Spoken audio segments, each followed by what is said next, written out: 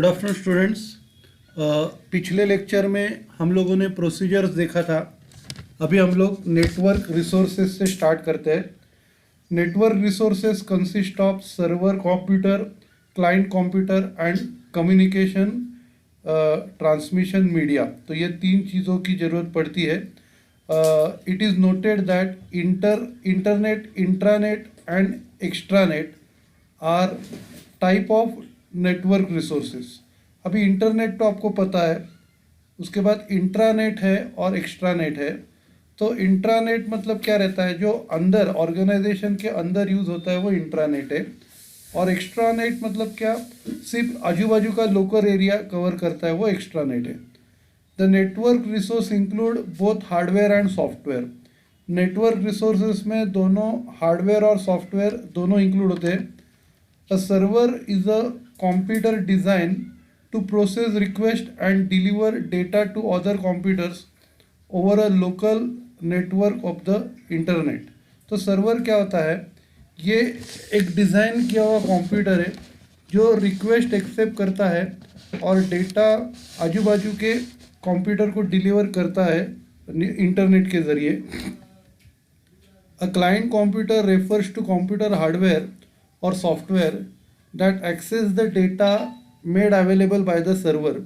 तो client computer क्या रहता है, ये अपना खुद का कंप्यूटर रहता है, वो डेटा एक्सेस करता है, जो सर्वर अपने को भेजता है वो डेटा क्लाइंट कंप्यूटर एक्सेस करता है। पर में नेक्स्ट है कम्युनिकेशन ट्रांसमिशन मीडिया।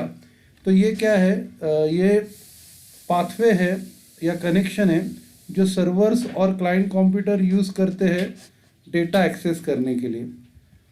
दे में include wire and wireless media. तो उसमें वायर और वायरलेस मीडिया इंक्लूड हो सकता है। Wireless media include wifi and mobile network. Wireless media में वाईफाई और मोबाइल नेटवर्क इंक्लूड होता है। नेक्स्ट पॉइंट है data resources. Data resources include raw data and process data, database. तो रॉ डेटा और प्रोसेस डेटा ये दो फॉर्मेट इंक्लूड है। Data can take many forms. डेटा बहुत सारे फॉर्म्स ले सकता है, जैसे ट्रेडिशनल अल्फ़ा नंबरिक डेटा, जिसमें न्यूमेरिकल्स, अल्फ़ाबेट और अदर कैरेक्टर्स हो सकते हैं, that describe business transaction and other events and entities, जो बिजनेस ट्रांजैक्शन के बारे में बता सकते हैं या दूसरे इवेंट्स और एंटिटीज़ के बारे में बता सकते हैं। बाद में है text data, which consist of sentence and paragraph used in return communication. दूसरा है टेक्स्ट डेटा, जो सेंटेंस और पैराग्राफ यूज़ करता है जो हम लोग रिटर्न कम्युनिकेशन में यूज़ करते हैं। बाद में image data, such as graphic, shapes and figures. अगला टाइप है इमेज डेटा, जैसे ग्राफिक शेप्स होते हैं, फिगर्स रहते हैं, तो इमेज डेटा। बाद में ऑडियो डेटा। ऑडियो डेटा में ह्यूमन वॉइस रहता है और बाकी के आवाज़ रहते हैं। बाद में data resources of the information are broadly classified into. तो जो डेटा रिसोर्स है उसको दो पार्ट्स में हम लोग डिवाइड करते हैं। सबसे पहला क्या रहता है, डेटा बेसेस। तो वो क्या है, प्रोसेस एंड ऑर्गेनाइज डेटा, जिसके ऊपर प्रोसेस हो गया है और वो वेल ऑर्गेनाइज फॉर्म में है, तो वो क्या है, डेटा बेसेस है। बाद में knowledge in the form of facts, rules and case examples about successful business practices. मतलब उधर इंफॉर्मेशन है कि किस तरह से बिजनेस सक्सेसफुली मैनेज करना है। बाद में hardware. Hardware consist of input and output devices, processors and storage devices। Hardware devices are the physical part of the MIS. तो हार्डवेयर में क्या है, हार्डवेयर में इनपुट और आउटपुट डिवाइस होते हैं और स्टोरेज प्रोसेस होते हैं। तो हार्डवेयर ये एमआईएस के फिजिकल पार्ट है। ओके, आप क्या करो, इधर तक पढ़ के लो।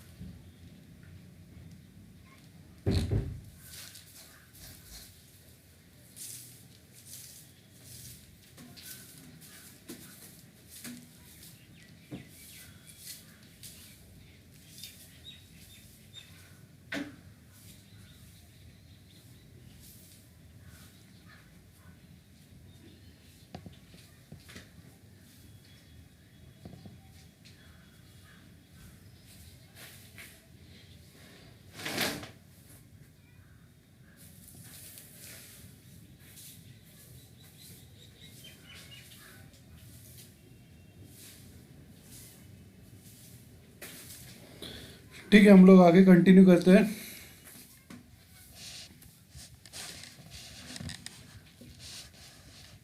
अभी इनपुट डिवाइसेस में क्या आता है, कीबोर्ड है, स्कैनर, माउस, सेंसर।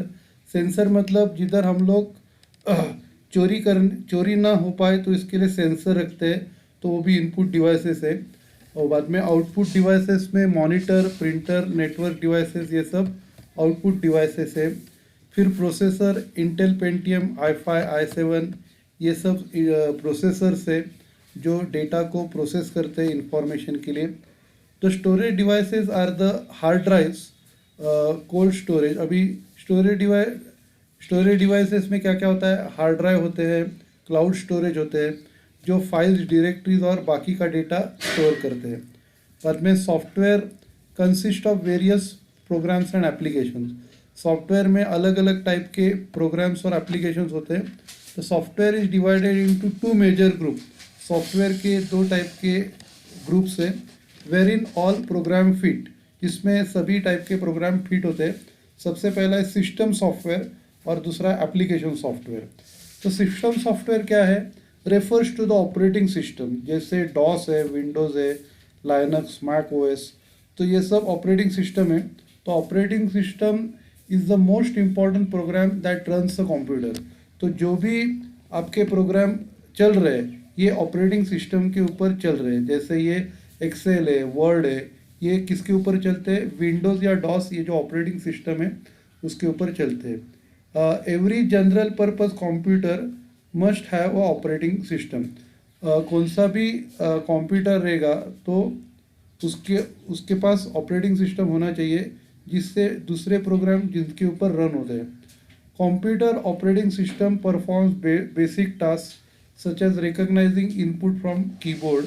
ये बेसिक टास्क करता है, जैसे कीबोर्ड से आने वाले इनपुट को पहचानना, sending output to display screen, output screen को डिस्प्ले स्क्रीन को आउटपुट भेजना। बाद में keeping track of files and directories, files और डायरेक्टरीज का रिकॉर्ड रखना स्टोरेज डिवाइसेस में। And controlling peripherals devices such as printers, ऐसे डिवाइसेस को कंट्रोल करना। बाद में एप्लीकेशन सॉफ्टवेयर जैसे वर्ड है, Excel, Google Chrome, YouTube, Skype, WhatsApp, CRM, ERR such as SAP etcetera are specialize software for accomplishing specific task. तो ये specialise software है जिनको हम लोग यूज़ करते हैं एक पर्टिकुलर काम करने के लिए। In information technology, application software is a specialize computer program design to help people perform an activity और एन ऑर्गेनाइजेशन। तो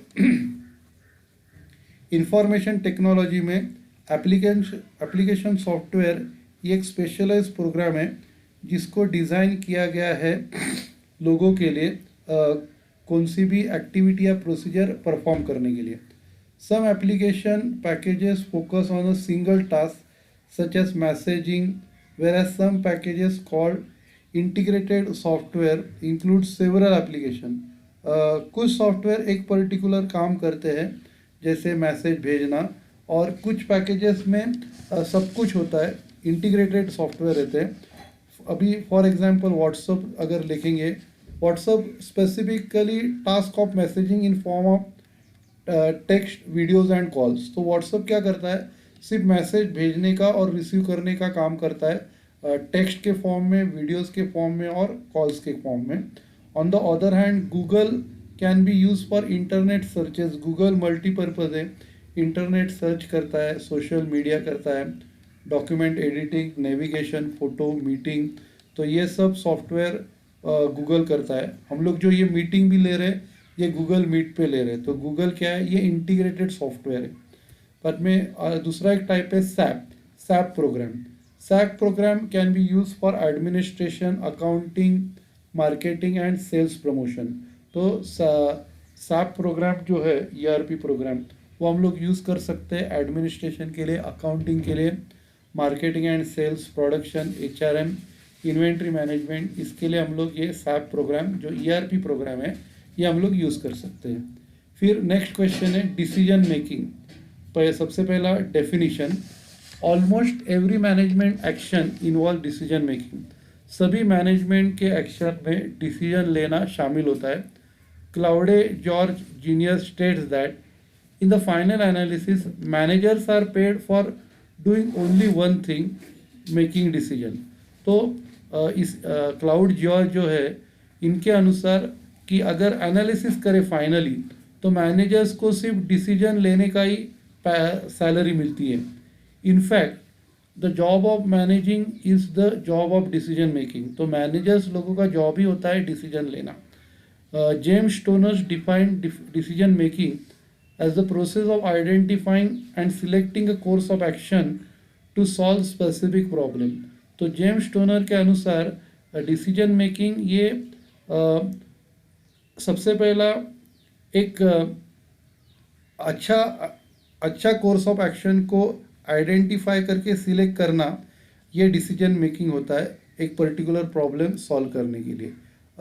फिर the following are the essentials of good decision making. तो ये इम्पॉर्टेंट फीचर्स है एक अच्छा डिसीजन लेने के लिए।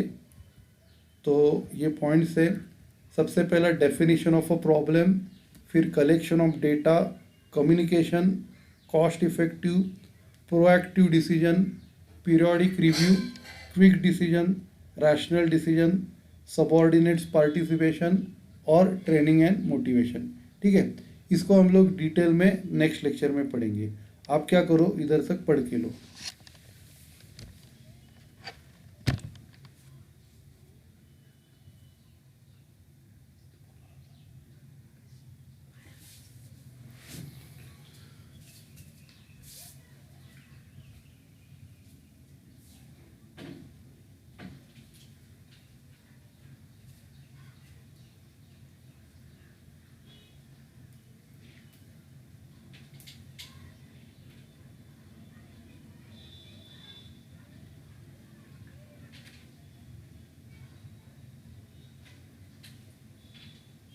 हेलो,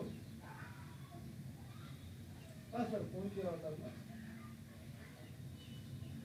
हाँ झालं आज संध्याकाळी येणार आहे 6 तारीख।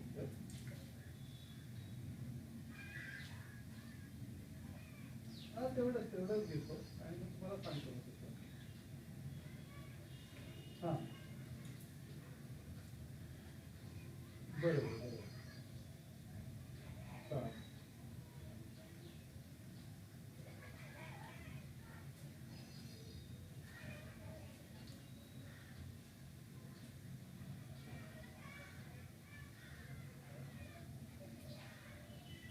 हॅलो, हां बोला सर, वेळ झाला तुझा। हां बरं बरं, हां बरं, ओके, थँक्यू।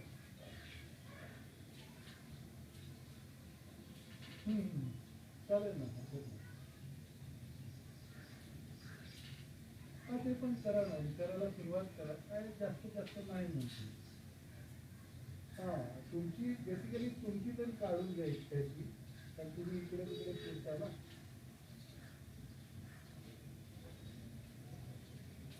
हो हो, ते तुम्हाला याच्यात येईल ना, तुम्हाला मेलवरती येईल ते। कारण काय माहिती आहे का, आता काय झालं माहिती आहे का, ओळखीच्या लोकांना पण सुरू व्हायला लागले। आता माझा मित्र नोकरीचा मंदार मध्ये तेच झालं, ओळखीच्या लोकांना पण कोरोना होण्याच्या खबऱ्या आहेत। हे मी काय नाही त्याला, काय नाही, एक जनरल पॉलिसी काढून घ्यायची आणि त्याच्यात कसं सगळं कव्हर होतं ना, फक्त कोरोनाच नाही, दुसरं काय पण झालं ते पण मिळतं ना आपल्याला। नाही काय नाही काय नाही एज लिमिट काय नाही मरेपर्यंत काढता येते. हा तेच मी तुम्हाला कधीपासून सांगतोय मोठ्या भावांना सांगा वहिनीच्या घरच्यांना पण सांगा सांगत आहे पाहिजे आता कसं बघा किती खबर आहेत जवळच्या माणसाला पण भेटतो. हा असं तर पाहिजे आणि जेवढं तुम्ही उशीर कराल ना काय म्हणतात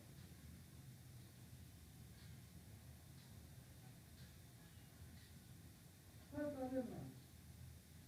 मी तुम्हाला जो डेटा आहे जो पाठवायचा आहे ना ते पाठवतो.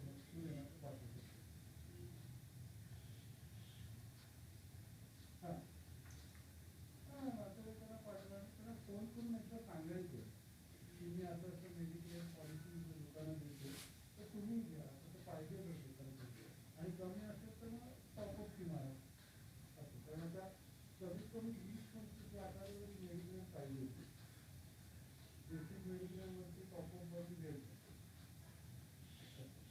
तुम्ही परत नक्की चांगला काही करून देतो मी आणि मग तो पाठवायचा आणि फोन पण करून बोलायचं तुमची. चालेल मी सांगतो विलवांना